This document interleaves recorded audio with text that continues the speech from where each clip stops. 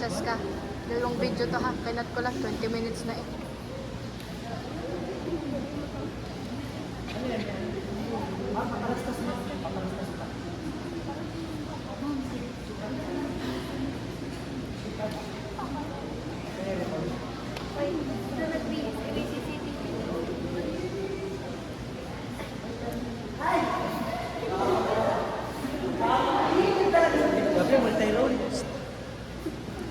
Williams yarn.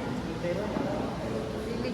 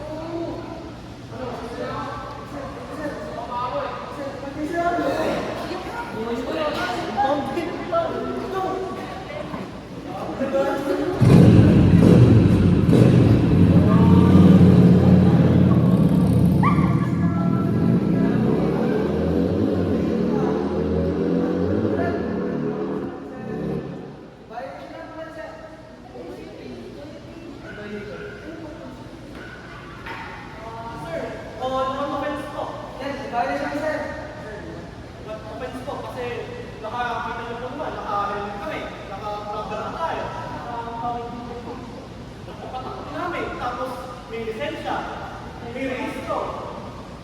Sir, gusto niyo pag-usapan niyo ng mga lagyan? Yung lagyan. Sukawan!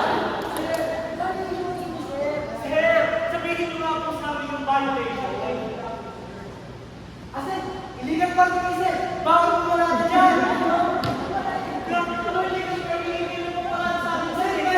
Sir, ayaw ko sumunod sa batas. Tatawag ko na keyboard kayo sa kanyo.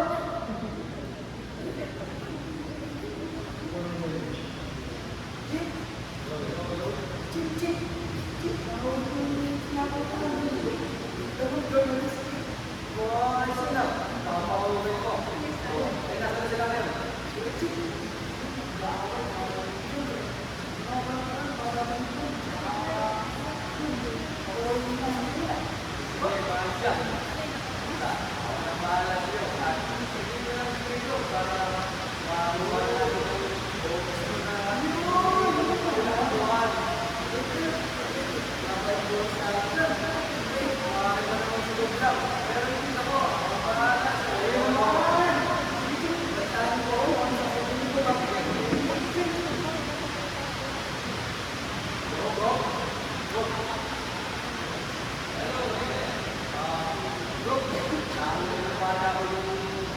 dalawang kilometers na pinapamataan mo, eh, ano mo na natin ito? Well, mahirapan mo sila. Bigyan mo, lalakad, meron sila. At, kung dahil tumatapas ang lapa, dahil marami na sila nilalaman sa mga gusto na kung ano yung ginagawa natin, ng mga proyekto. Oo, bahala dyan. Kaya namin yan. Siya, eh, siyempre, dahil nga naman ng bata ko, eh, paano naman yung bata ko? Well. Rest assured na yan. Bukas, early, first thing in the morning, para sa sino, and I have to check, for 50,000. Eh, paano naman ako doon? Yung bata ko lang meron. Well, ako wala. We pick something for you. You better have a 100,000 is enough. Parang mas-ayos yung job ka. Sige, maraming salamat ka ba? You. Anong hindi ka ang parking? Eh, sila nagpaparada sa akin doon ko eh. Tol, seryoso ka ba? Chill! At least in Bacon, how are you? How do you expect me to chill? Well, yung motor natin mo, yung pump eh, yun na nga yung service natin. Siguro na, dito ka nakakalata. Well, kahit naman ako, may nag-ibig ako, hindi ka pa po yung nakakahalata. Parang just when we're starting to connect all the dots, parang sabay-sabay dumating yung problema eh. Parang magkakaguloy pa sila, hindi ko pa napapansin. Oo, magkakasagbat sila. Mula kay Mayor, hanggang nilang lahat. Tanda mo pa yung mga latest cases na ginawa ng House, yung kay Inosente, nabaliktad nila. Kahit anong balita, at article ba natin, parang lalo na yung nagtatanong ng mga Pilipino. Parang nagayaman na natin kayo ng patalina. Parang walang kita. Kita mo yung kahit na yung posa yun? Yung kahit na yung posa yun? Yung tinawagan mo eh. Natin ko, kay Mayor, kay Judge. Oo, kay Judge. Oo nga, kay Judge. Di pa may pinagtan tayo ng witness. Nabayaran na nila yun eh. Hindi man ako. Pati si Hefe, kasangbat dito. Kailangan natin ang article. Kailangan natin kuha ng report tungkol dyan. Pero boy, tatapatin kita. Parang nauumay na ako sa Pilipinas eh. Kahit anong nagpagkakawin natin boy, nawawala. Parang pinapapalaan na lang nila. Hindi naman ako na Pilipinas. Hindi kasi sila sa pera. Basta ako boy, last na report ko na to. Pag wala pa rin nangyari, out na ako. Dahil ang sistema dito sa Pilipinas, pulo!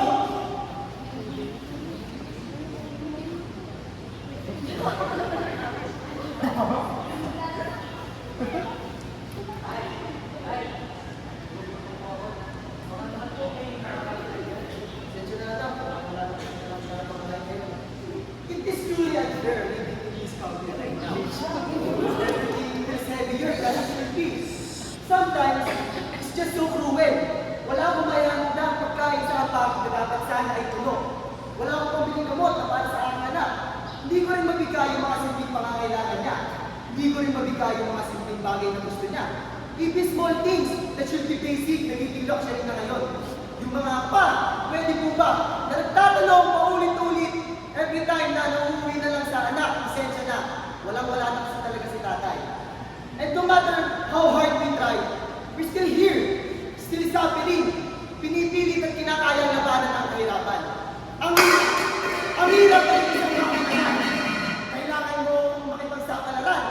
Dahil tayo ay napapaligiran ng bulok na pamahalaan. Son, I will leave for a while. Because I will ask some help for God. Babalik din ako na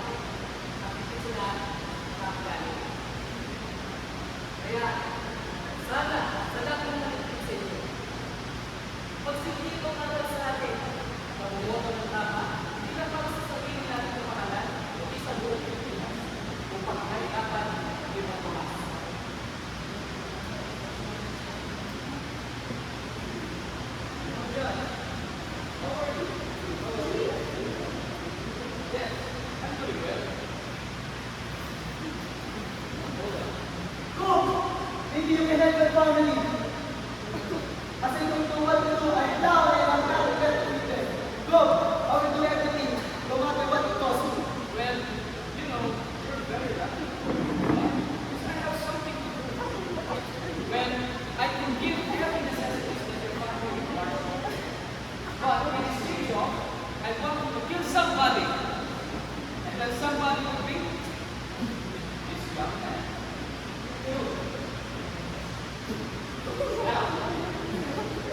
Go! Papatayin? Sure ka ba? Ayaw ko? Come on! Well, kung kailangan mo buhay ng pamilya mo, hindi ba't gagawin mo lahat? Love. Sino? Na-speaker. Iko, gagawin ko sa para sa anak ko. Good boy. Now,